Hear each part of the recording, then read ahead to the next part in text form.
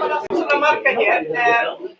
Eins og þið vitið væntanlega sem er komið þá síðan fram á ensku, þannig það ekki ástæða til að halda áfram á íslensku. So I want to wish you all welcome. Wonderful to see you all here, students as well as other guests here today. Our presentation today will be a little experimental because we have a number of presentations now to fit into this frame of the lunch lecture done by students who will share experiences of participating in the Arctic Circle Assembly last week. I think I'll leave it to Jenny, the teacher and responsible for this wonderful idea, to say a few words as well. Okay, great. And thank you for coming. So what you'll hear, what we all know is that the Arctic Circle has many voices and it has many themes. And what you'll hear today is just a sample of some of them that were arguably some of the most important. But it's not just a summary of content. It also includes how things were said and by whom. And so in a way, what the students are presenting today is the storytelling character of the Arctic Circle. So be prepared to be surprised. And we are starting from a whole host of themes that the students identified with a coalescence of 4. And in reverse order for perhaps the dominance as expressed at the Arctic Circle, we are starting first with the minorities and then climate change representation, governance then, and finally business. Okay, and so the first group. Oh, did you have a pen? Yes, awesome.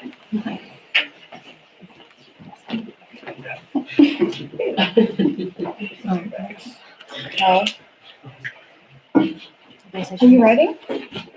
Oh, if you want. No. It's not You do it. Oh, there it goes. It's slow. It's just slow. Yeah. Okay. Okay.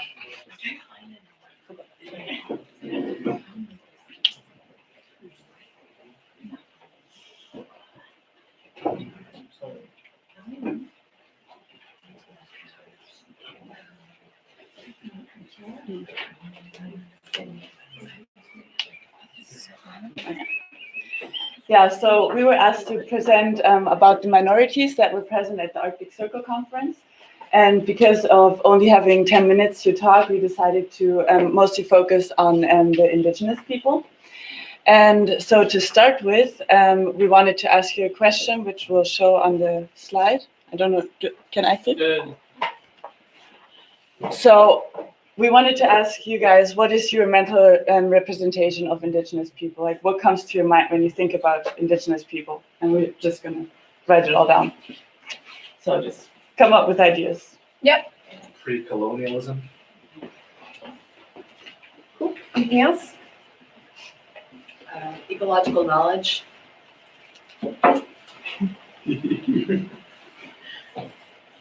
Ecological. Mm-hmm. Self-determination. Rural and backward. Say that again. Rural and backward. Did you understand that? Rural and backward. Local. Hang on. No, it's okay.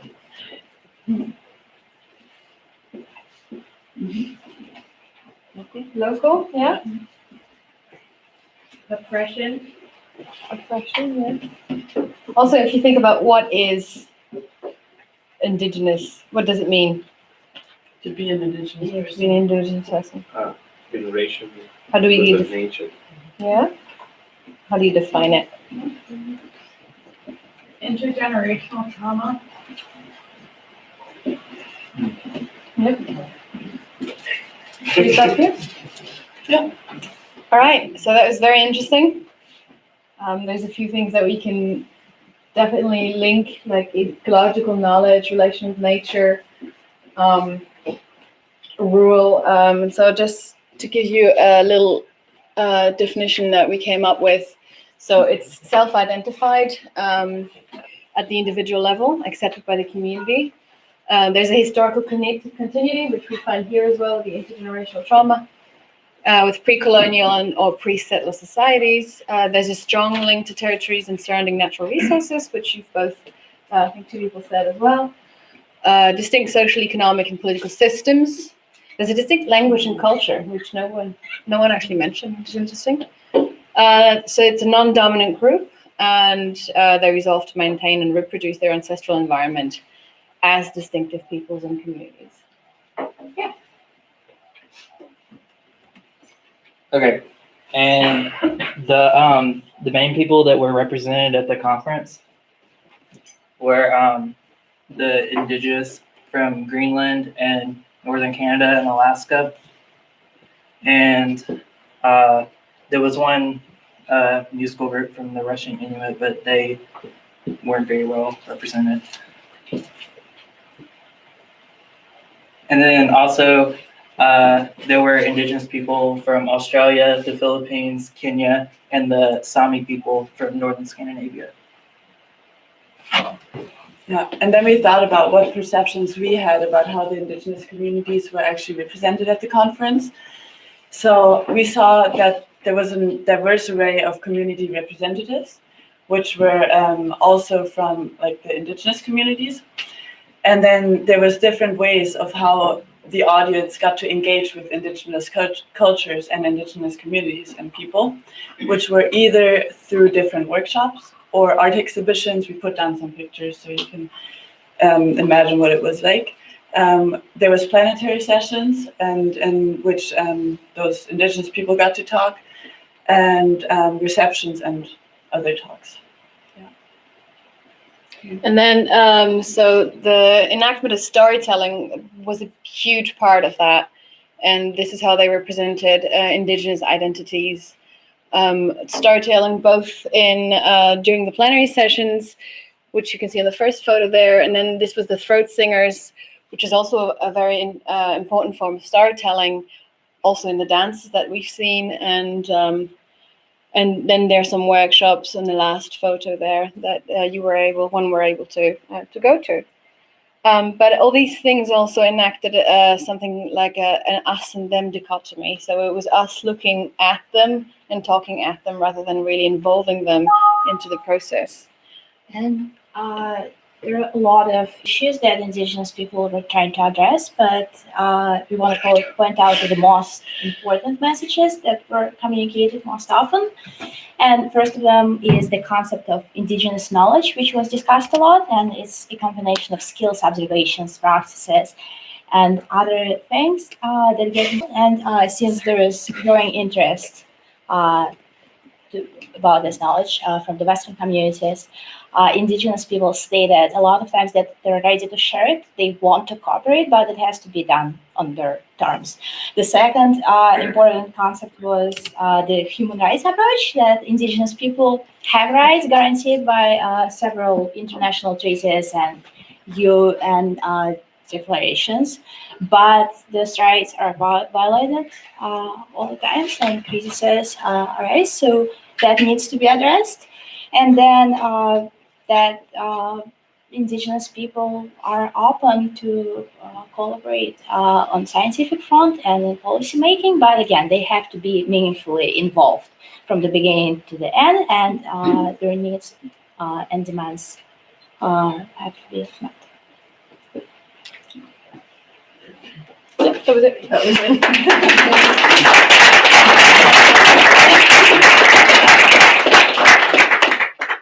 The next group, let's have questions at the end. Good job, guys.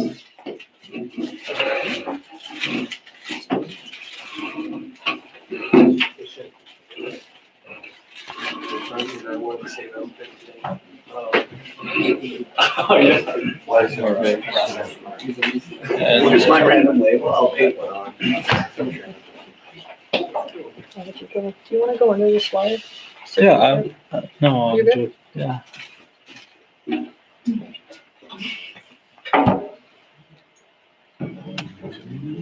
Wow. And yeah.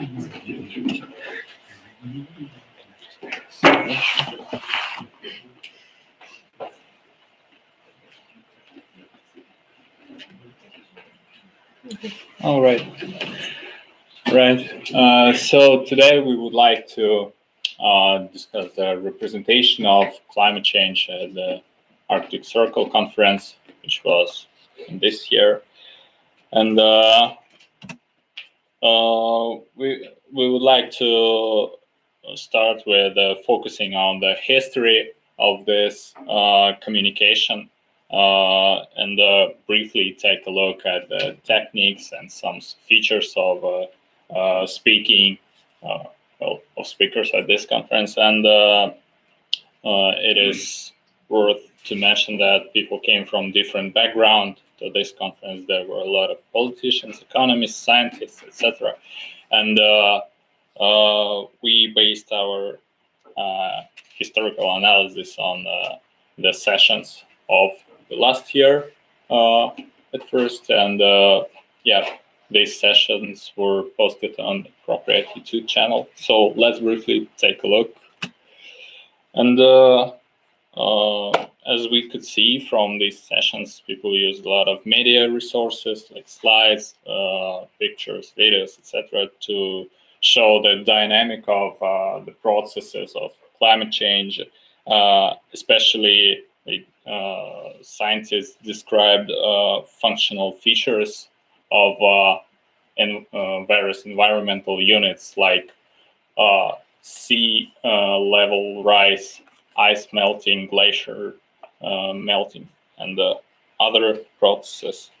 And also representatives from policy focused on the scale of the problem of climate change and outlined that it is a global issue, like Prime Minister of Iceland and another politician like Minister of Foreign Affairs of Japan also agreed with this statement, claimed that it impacts everyone. So yeah, there were a lot of agreements about the scale of this issue first. So this is how it was in the last year, and I guess my colleagues will tell you more about how was it now. Thank you. So moving on to climate change representation this year at the Arctic Circle. So climate change was, for the most part, established as one of the common themes of the conference. So it was something that was quite often mentioned in the sessions, whether or not it was the theme of, or like the topic that was specifically like what it was about. I think that the general agreement was that climate change is happening in the Arctic, even though there were disparate attitudes towards what that actually means for the countries involved. So given that climate change is acknowledged by most as inevitable and real, those who brought it up had either of two prevailing attitudes. So climate change is something to be fixed, and climate change is an opportunity for development. There are also those who kind of did not bring it up at all, but I would argue that those can be placed in the second category as they were so singularly focused on the exploiting part of their agenda. And these attitudes were strongly determined by who the speakers were and their affiliation. So were they politicians, academics, entrepreneurs, NGOs, indigenous people, etc. And the important thing was that although the climate change was brought up in quite a lot of the sessions and the plenaries, these two contrasting attitudes were not addressed together in the same speech or within the same panel of speeches, at least not often. This means that there's still a disconnect between the attitudes of the research community and other knowledge bringers, such as traditional knowledge from the indigenous people, whose perspectives are generally that climate change is dire and something needs to be done about it immediately, and the attitudes of members involved in politics and industry. So those attitudes would be more where climate change is something to be briefly acknowledged, to save face, but the priorities of mitigating it are not as high as the desire and the right to develop their interest in expanding their energy and economy. So strong climate change actions have not yet entered the governance as much as scientists and other knowledge bringers stress that it should. And the importance of collaboration was brought up in these sessions as almost as equally as climate change itself, But when you looked at the structure of the sessions and the plenaries themselves, you would notice that there wasn't actually much mixing of these two perspectives from these two attitudes at all within the same panel. So further, there was very little time for questions and discussions after the panels due to the timing issues of the conference. So really, this gap between these two attitudes was not being bridged effectively. The policymakers and industry leaders, would you say that they were attending the sessions with the scientists and the indigenous communities who were discussing these issues? I don't know. But this conference, I think, in my opinion, did not really facilitate the conversation between these two attitudes to bridge the gap and find kind of a solution that brought them together.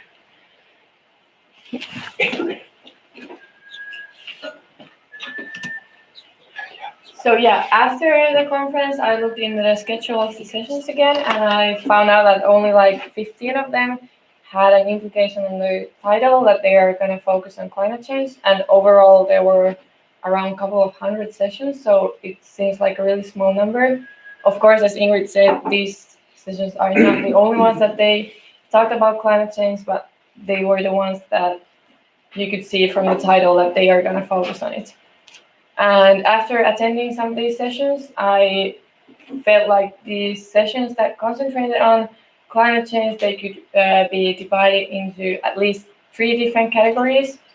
First of all, they were the ones that focused on presenting research data and results, and these were mainly given by scientists and researchers.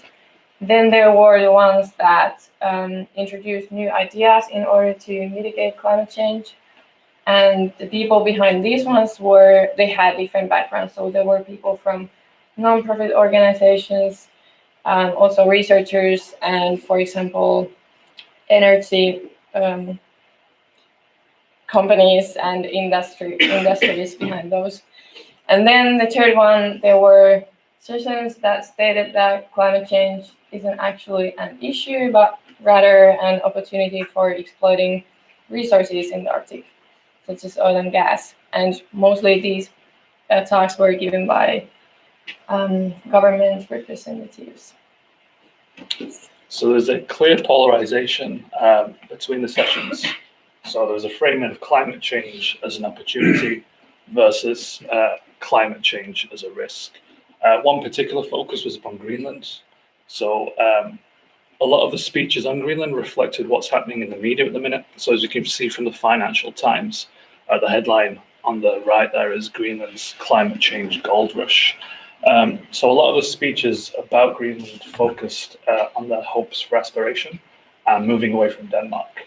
So at the minute, Greenland is autonomous in its resource exploitation, but its foreign policy is governed by Denmark. So Greenland hopes to align with different countries in relation to this resource exploitation. So 2 of the major players are China and the USA. So basically by exploiting these resources, they're going to be able to grow their economy, which will help them to move further away from Denmark and reach independence as well.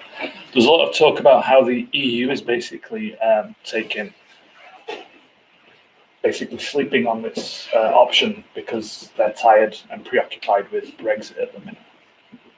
So a lot of you probably saw this speech by Kim Kielsen, and he reiterated basically that Greenland's not for sale. This is an alien idea to them, but they are very open to business, which was reiterated by a lot of the people who spoke in the Greenland sessions as well. So one of the CEOs who operates a ruby mine as well, who spoke about the option of expanding and expanding their economy at the same time. On the opposite end, there were sessions that focused on climate change. One that particularly struck me was the WWF one. So they said that we basically already crossed the red line, which means that the negative consequences of climate change, such as forest fires and droughts, are now inevitable. But we do have the option to shape our future. So if we start curbing climate change now, we can basically reduce these effects. If we carry on with business as usual, we're just going to have to deal with the drastic effects for future generations.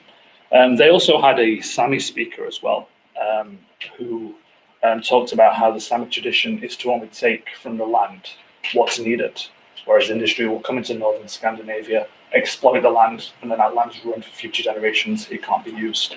To conclude, the Sami speaker, who is Nila Inga, his name is on the right as well there, he said, what's more important for the future? Is it a viable future or an ever-growing bank account? Which explains and sums up the polarization between climate change as an opportunity and climate change as a risk. Thank you.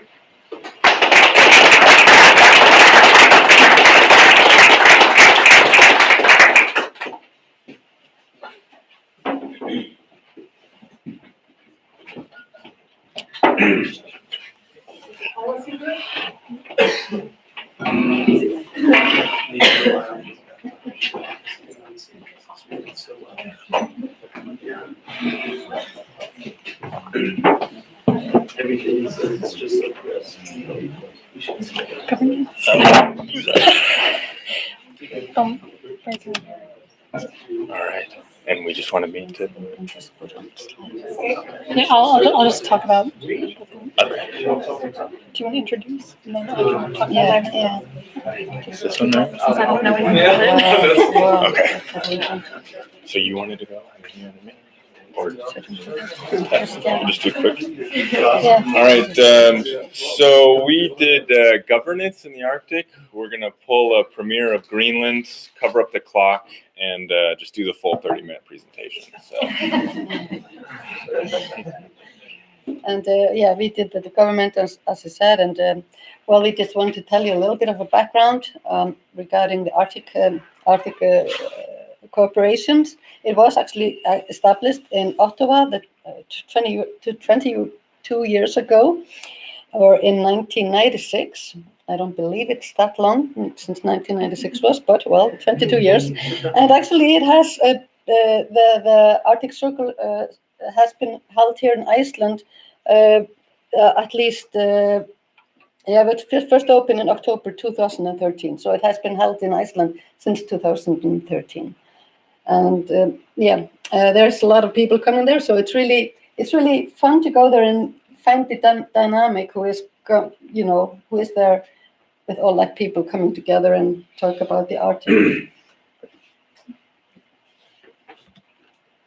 Okay, so I made this map picking out some of the countries that had representatives at Arctic Circle. I went and I searched through the entire list of speakers, and I opened it and looked to see who was a mayor or represented, like a senator, governor, any policy position. So there were some representatives from native groups that I didn't include in here because they didn't have the policy making aspect of it. They were just there to represent their group, and they were helping to inform policy, but they weren't making policy. So I didn't include them. But as you can see, there's a lot of our class members have at least one person that came from their country to represent that nation at Arctic Circle. And then also I made this little graph. I looked at when I was looking at all the speakers, I looked to see who was a politician and who was an academic or Indigenous representative. And we're actually surprised by the result that we saw because there was a lot less politicians than we thought there was, especially because I didn't go, so I did a lot of the research through looking at Arctic Circle's program and their YouTube page, and all the things that they posted on their YouTube page first were the politicians. It was the Princess of Sweden, like the governor of Alaska or representative from Alaska, and the Prime Minister of Iceland, the Greenland leader. So it was definitely all politicians that they had seemed to focus on in the programs. Those were the keynote speakers, but there were actually less politicians than there were scientists and researchers. All right. So when we decided to focus on governance, the one thing that kept coming up in our discussions about how we were going to do this project is whether or not the politicians were being genuine in what they were saying. You know, there's a lot of political posturing. And so we decided to evaluate through YouTube as a group the rhetoric of politicians participating in the Arctic Conference. And so we took a sample size of 19 representatives from 15 countries, working from those first videos posted up, which we viewed, as the most important because they posted it first. In terms of representation, the only representative or countries that had multiple representatives was Iceland and Greenland. So a little bit biased there, but seeing as you have a lot of politicians from here, it's probably a little bit easier to get them to come visit. So in terms of methodology, we broke it down as genuine means truly something that is said to be authentic, and posturing was behavior that is intended to impress or mislead. So that's how we classified it. And then both can be impassioned, so just the level of passion did not determine whether or not it was genuine or posturing.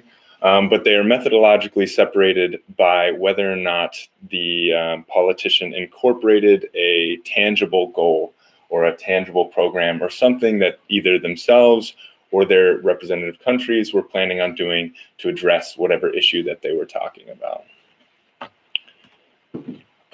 So the topics discussed were international cooperation, business and economics, energy, science, youth, and indigenous were the genuine topics. The posturing topics were all the same, but had two additional categories: independence from Greenland and democracy from the United States. So we're all pretty surprised on that.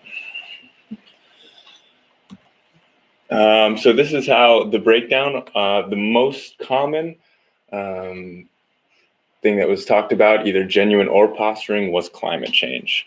So the majority of people brought it up at some point. Next up was cooperation, and then you had business, science, and youth and indigenous peoples, all representing a similar amount of discussion, whereas energy, democracy, and independence was less represented. All right. So as you can see here, climate change was brought up the most often. However, it did have a lot of posturing. So a lot of politicians came up, they spoke about, either climate change being important or brought up statistics or some kind of call to action to do something, but they didn't provide any tangible reasoning behind it or any tangible programs that they would be implementing. And that was something that really set apart genuine from posturing, because it's a public space. They're a politician representing a country by making these actual programs and commitments, either time-wise or monetarily. It was something that we viewed as genuine as opposed to just speaking about it. So climate change was brought up the most often. However, cooperation had the highest amount of genuine comments regarding it. So there was much lower posturing for cooperation. And one of the reasons of that is because that it's much easier for them to say we're participating in a conference next year, or we will be hosting this event, or things like that. Whereas there's a lot more implications with announcing climate change. Independence, indigenous peoples, youth, and democracy were the four categories that actually had higher rates of either equal or higher rates of, higher rates of posturing than genuine.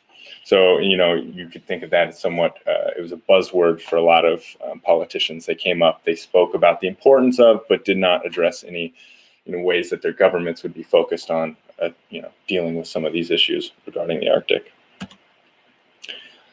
So in regards to some of the key issues here, climate change, we have the Prime Minister of Finland, Premier of Greenland, Prime Minister of Iceland, all talking about the importance of addressing carbon, addressing adaptive strategies to, for their communities, and the importance of implementing changes. And then we had business and economics. Of course, this was a very big one for the representatives of Greenland. That was something that they focused a lot on, is investment in Greenland and then increasing infrastructure. You had representatives from New Zealand and from China, Fiji, talking about fisheries management, shipping lanes, things like that. And then, of course, energy. You had the United States, surprise, with Rick Perry coming up, talking about the importance of developing natural gas, which, as I think we can all agree is very renewable and very anti-climate change. In contrast, we had the Scottish minister coming up talking about 100% renewable energy. So while both of these were genuine comments, they were on different sides. So we didn't measure whether or not they were for or against. It was just whether they had implemented, genuine strategies and talked about incorporating some of these things. And then the prioritization of topics. So the ones that were brought up most often.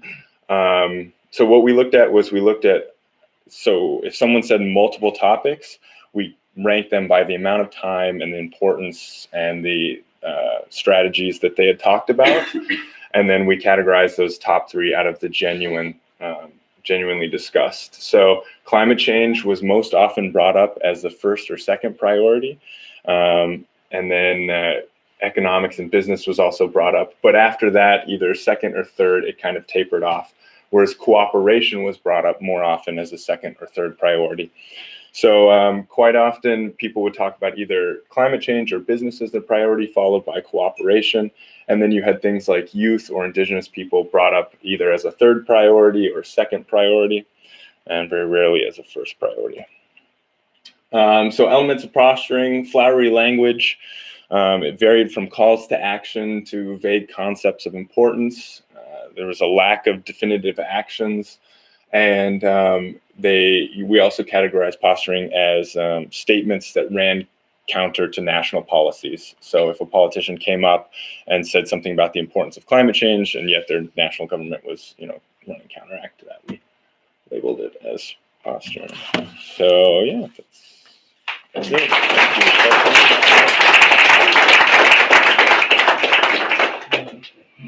So last but not least is the business group.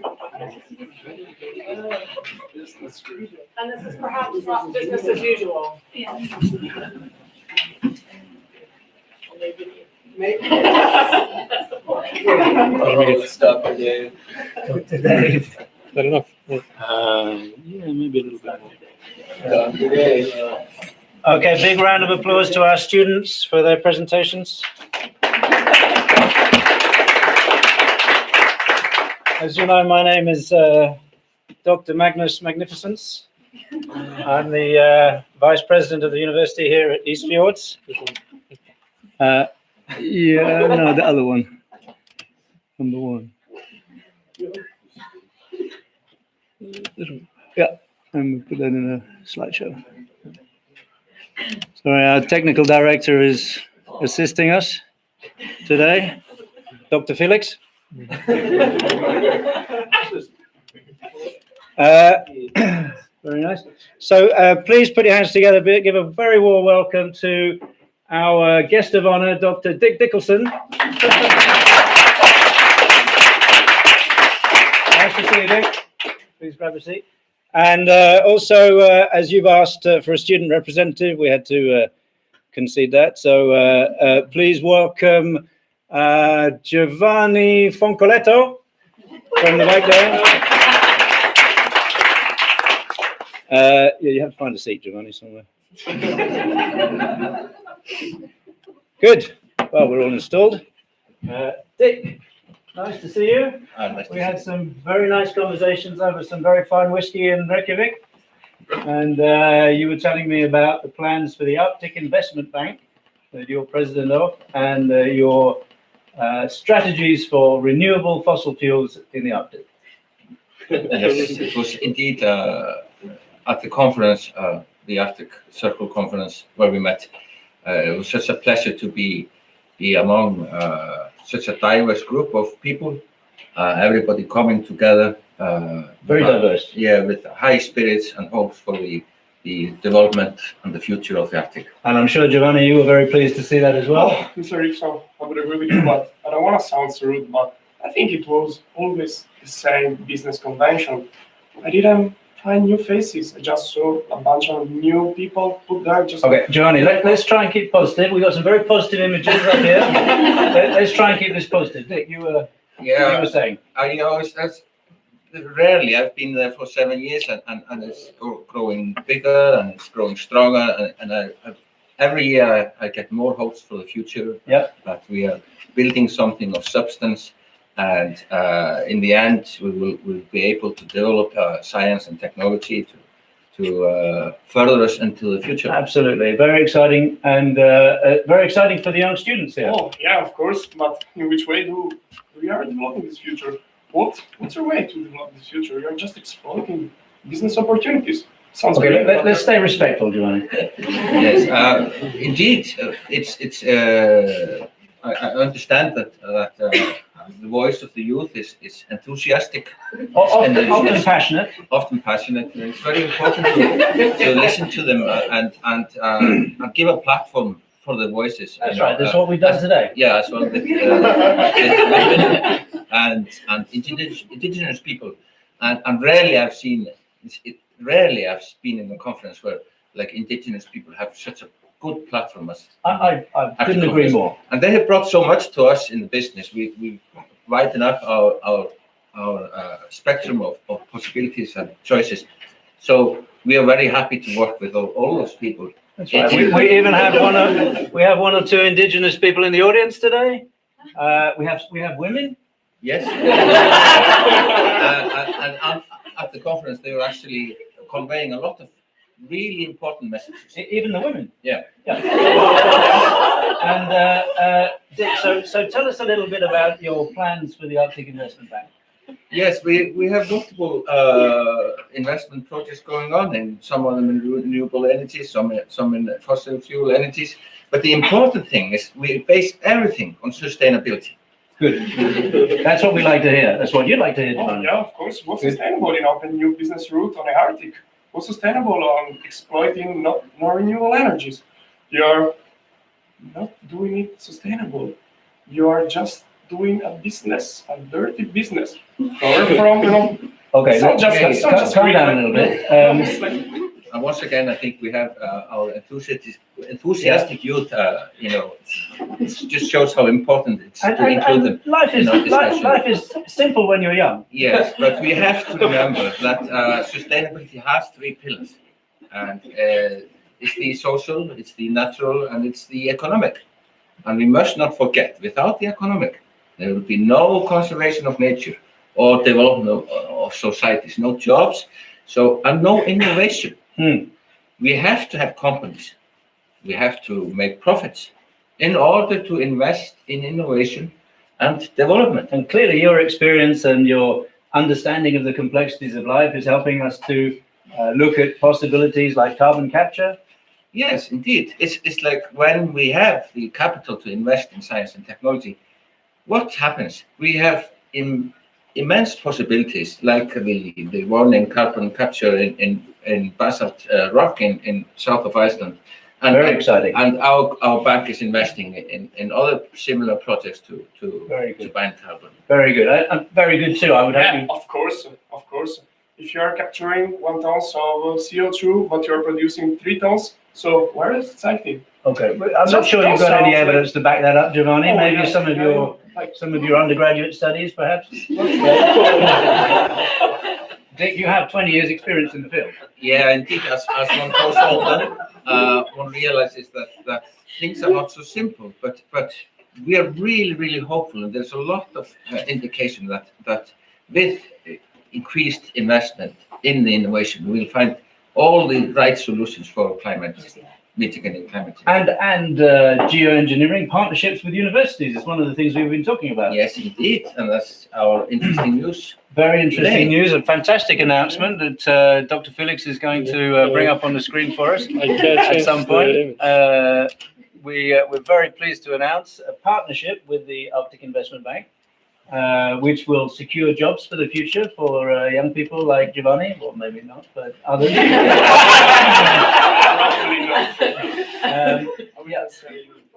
But of course, it just shows how the Arctic Investment Bank is really dedicated to science and technology and knowledge, true knowledge, differentiated true knowledge. Yeah. Wow, that's some very technical difficulty here. Yeah. I can't put. We need This doesn't work. Okay. What about the business 2? Yeah, that's the one. Wonderful. Okay, slideshow for that. There we go. Fantastic announcement that we're very pleased to tell you about today. This is the cooperation and partnership between the Arctic Investment Bank and the University of the East Fjords, where we will be working closely to develop sustainable fossil fuel solutions for the future. For that, we're investing 33 billion Icelandic kroners. Fantastic. I'm very, very pleased to hear it. Are you selling yourself? Excuse me? Mr. Magnus, are you selling yourself? Are you really selling Okay, this let's calm institution? this down a little bit. All of us, we are part of this. Again, and you are selling to this businessman. I never thought it was a student representative thing. It's financing fuel, not renewable energy. Is exploiting mines, exploiting the youth people of the indigenous community. What you really So we're solutions people, Giovanni, not problems people. And we're going to be. There's nothing being solved by pessimism. That's right. We have to stay positive and constructive. And on that note, we're going to be announcing the launching of the new geoengineering faculty to be called the Dickelson faculty. No, I can't believe you're. No, I can't believe it. I don't accept. I feel shame. Okay, Giovanni, I think maybe you've said enough. But if there's one last thing you need to say, by all means, go ahead. This is an open platform, as you know. No, I don't want to be part of this community, and I think you should follow me. Want to be part, of a man who's taking a sponsorship from such a dirty businessman. Okay, Giovanni, you've said enough. If you go on, we're going to have to ask you to leave. I'm afraid I'm so sorry, but I can't leave now. Okay. I can't say. You can't be part of all of this. You can't be part, and you are all. Big round of applause for Mr. Dickelson. You're all part of this. You are all part. Thank you very much.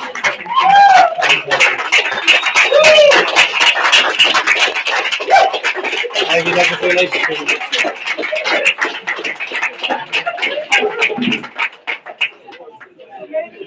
If all the students except Giovanni can go up and address any questions that people might have, all the students can go to the front with you. Giovanni, yeah. So if anyone has questions, comments, we're happy to field them. I think I threw out my bag. He helped me. I would take the right place. You feel good to be important sometimes. Maybe I can start with, did you, for those of you that were doing the analyses of some of the work as it appeared online, and you were trying to partition what was posturing versus what wasn't, did you come up with other ways, other mechanisms maybe that you thought were less effective, or how quickly did you arrive at your measure of what was posturing and what wasn't posturing? So for us, I think it was just out of necessity. It's very difficult to determine, what someone is genuine about and what there isn't. So for us, it was them coming up and saying, this is a program we're actually going to do. This is a program we're committing to in a social space like that was something that we determined was more of a genuine aspect. So whether they were, posturing or not, we had to classify. It was more of a methodological question because there was so much of it going on that we had to sparse out who, there were certain states that had put forth, individuals who were just kind of saying things that, were disingenuous. Politicians. Yeah, exactly. They were being very politician-y. So we came into it with a little eye of skepticism, and then from there tried to parse out how to determine who was being genuine and who wasn't. Any questions? What it was like? Maybe just to the group that minorities in the indigenous group. What did you think of the do you think that this indigenous group family, how did they manage to get the outcome they expected by coming to the, I don't know if you've seen that or analyzed that, the question and if they managed to get their seat at the table or not, or if it was more like the last group presented it, your opinion. Well, I went through like all the schedule, like all the panelists or whatever, and I found there was like about 60 indigenous speakers out of, I guess it was, so. A lot, yeah. So.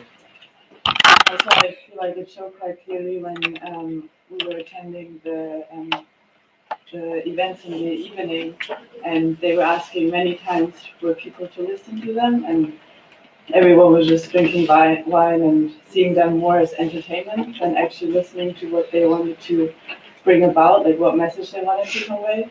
So I think that already showed, like that was my impression of the conference, the whole conference. Like I think that already showed a lot. I think there's a huge display of tokenism, which is ironically exactly what they said they didn't want anymore. But so there's this symbolic effort to include them at the table, but they're not really. And I think the chair of the second part of council said it really well, and she said that there's still environmental policies, but also regarding security or other factors that very much involve the people there that are done without them being seated at the table, and they have no agency in saying about it. So we're talking about them, we're looking at them, but we're not really involving it in the management of it at all. So. Yeah, I can sense that there's the And question. did you have the chance to like compare with other years or other like moments like this? Years of when like others years of the Arctic Circle, other moments. Like is it more than usual? Are they more listened to than usual, or are they less listened to than usual? It's just the usual. They're usually. There was more presence of indigenous communities and representatives of these communities this year than there were the other years. And I was actually having this conversation with Aluki, who is a representative from Indigenous community in Northern Canada, and she said that she's overall she's satisfied with this conference because they represented and they're having this commitment. But there's still so many issues that needs to be addressed, and we need to find those ways to have cooperation, which is going to be productive.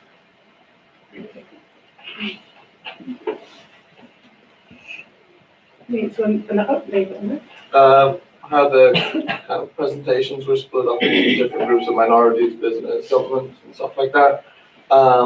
You all intermingled in the plenary talks. How were the breakout sessions? Like, was there intermingling as well? There was intermingling when there was tokenism, having a glass of wine in the evenings. How was the breakout sessions in the smaller meetings? How were the rooms composed of in these smaller talks? Anyone, right? Yeah, open question. Well, from the YouTube forums. The comment section. Did any of you go? So I thought there was actually very little intermingling, and also very little. Well, there's because we were talking about climate change and our perspectives there, but from the perspective of climate change, there was very little. So we talked about the two different attitudes towards it. There were no opposing attitudes within the same panel. So there wasn't that kind of heated discussion like that. And also after the sessions, as was with the rest of the conference, there was very little time or no time for discussion even within the panel, let alone from the audience. So it was kind of you go there, you sit down, you start, and you leave. And then also because of the time-wise, it was often dragging. I mean, there was often the speaker was speaking longer or something was happening, so it was taking longer time. So it actually, if people wanted to speak people wanted to speak or ask questions, then they cut off that time. So it was really hard maybe to be interactive in that way. Yeah. And also we've noticed some strange trends. For example, there are a lot of sessions where Indigenous involvement was discussed, but no Indigenous representatives were present to actually offer their perspective on this involvement. And then for other sessions, they had very misleading titles. For example, there's one called Polar Law, the laws of Indigenous people. But when people showed up, they found out that apparently this is the session which covers the Western scholar, the perspectives of Western scholars on how Indigenous laws are implemented. So, and even indigenous people who came there to listen to it were really surprised.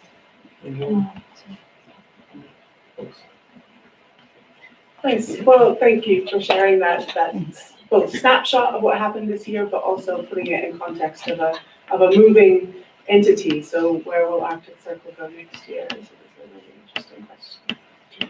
Oh, one more question? Just one more. Did you have any moments of hope during the conference? Was there anything you saw, or any conversation you heard, or just a moment where you thought, that's really exciting, or that gives me some optimism of any issue, any topic? Mosaic was cool. Yeah. Mosaic was cool, but I don't know. One only? How many? You had many? Is that what you mean? No, one in how many? Like just one, maybe like. But what was it? A real opinion. I don't want to sound so rude, because I would say like, but. I mean, you just got carried out of the room. But there was actually, there were few times that I got like, okay, but because the people who were speaking for the project were not really good spokesmen to get funding actually, and they needed money, and they were not. They obviously needed someone. Some business guy, like the Dr. Dick or something, to come yeah. So that would, at least that, I was like, yeah, why aren't they just putting money in that? And, I got few of those feelings, but then when they were talking, I was like, okay, those people will never get any funding in this because they are really not, money people. They need to hire you. Yeah, definitely. So that was, I thought was scary. To me, it was actually in the evenings when the indigenous people were performing, and then even if I thought it was sad that a lot of people did not listen, you could also see that there was a lot of people listening and really appreciating them sharing with us, and also just to see like how wide their culture is and how beautiful it is. That just really gave me hope. But there was one session that I went to, and there was a few others. We went to a session that we were included, and we sat on a table, and we were supposed to write down, and we were actually interacting and putting down, ideas, and they were going to work more, and all of us could leave our business card, and they were going to contact us and tell us what came out of it. That really gave me like, okay, something is really happening there. But I haven't really gotten an email yet. Yeah. But, I mean, so I don't know. You're all on the blacklist, basically. Yeah. And also there are some local small initiatives, like educational initiatives, for example, and they're working, and you can see the progress that was made, but on a scale of the global crisis, it's not really helped. Last question. How enforced was students? We were representative from here, other institutions, other people that may have had different recommendations in those workshops. How in voice or how prominent were students? I've seen quite a lot of students, to be honest. Most of them University of Iceland, but international students who did not hesitate to speak up, ask questions, and who were very present in that way. Also from Akureyri, students from Akureyri, they were actually really present. Yeah. And there were a lot of this group that were asking questions, though. I mean, there were at least, especially later on, people were talking and presenting themselves as students from the Háskólasetur, and that was actually, good. So. Okay, one more. Yeah, it was actually just to answer you. I think there was not a lot of hope from the conference itself, but the only thing I found helpful was the number of mention of climate strikes during the speech. And there was a lot just mentioning it, but the fact that they mentioned it at the really high level of politics and stuff is actually meaningful, because it means that they acknowledge the fact that people started writing this. That was the only helpful thing I feel from the conference, but it's quite helpful. I mean, at least people start at the very high level of the society, start to understand that things you can move or change. There was a optimism from the conference, but there's one thing. Good. Okay, well, thanks very much, students, for sharing with us, informing, entertaining us. Thank you for coming, and also thank you to you who were somewhere out there listening to us. So, thank you.